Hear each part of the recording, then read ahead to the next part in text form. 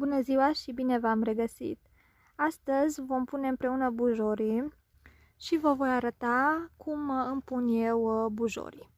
Ideal, trebuie să știți că bujorii se plantează toamna, dar îi puteți pune și primăvara, în luna aprilie. Prima dată voi începe cu plantarea acestui bujor foarte frumos roz.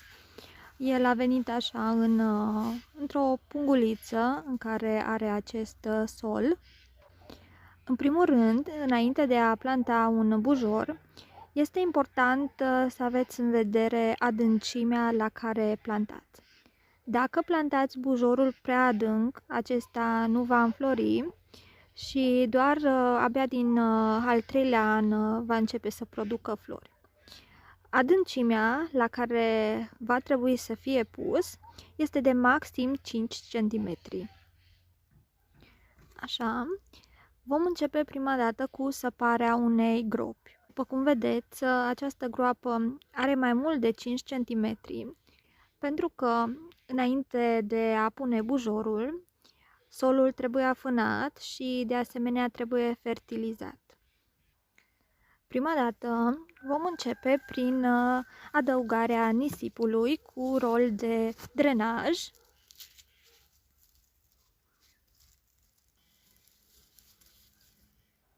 După care, pentru al doilea strat, vom pregăti îngrășământul. Eu am aici gunoi de grajd. Dumneavoastră puteți folosi fie un pământ special pentru bujori, pentru flori, sau pământ de pădure. Pentru un îngrășământ, eu am aici un sol foarte bine fărămițat. Ce voi face acum va fi să amestec solul pe care l-am aici cu gunoiul de grajd.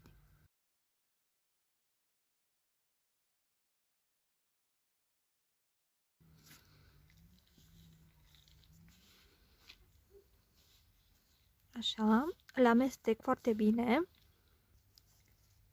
Și iată, am obținut acest amestec. Punem solul în groapa în care vom pune bujorul.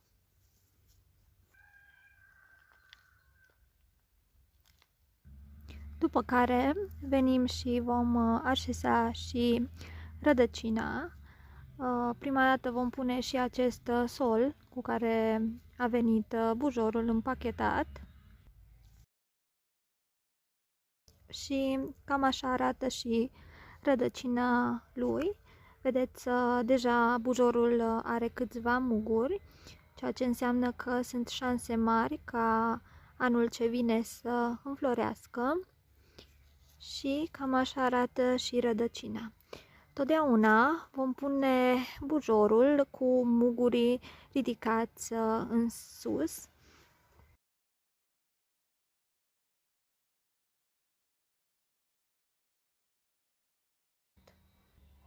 Pentru următorul strat aveți nevoie de un pământ foarte bun și foarte fertil.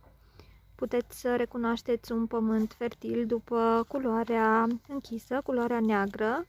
De asemenea, dacă observați că pe acel sol cresc urzici, acela cu siguranță este un sol foarte bun.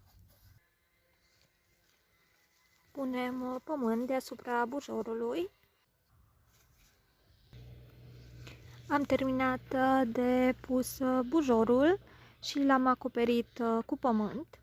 Atunci când plantați doi bujori unii lângă alții, este important să știți că distanța este de minim 80 de centimetri de la un bujor la altul. Eu am pus bujorul aici și vedeți acolo, în partea aceea, mai am un bujor. Preferați să las un pic mai mare distanța, deoarece el își extinde rădăcinile și atunci, pe măsură ce planta crește mai mare, va ocupa mai mult spațiu. Vă recomand ca să faceți fertilizări bujorului, cel puțin o dată pe an, primăvara, Ideal ar fi să faceți 3 fertilizări. Cel mai bine aș recomanda să faceți o fertilizare cu soluție de drojdie. Se mai pune și cenușă de lemn pentru că conține potasium.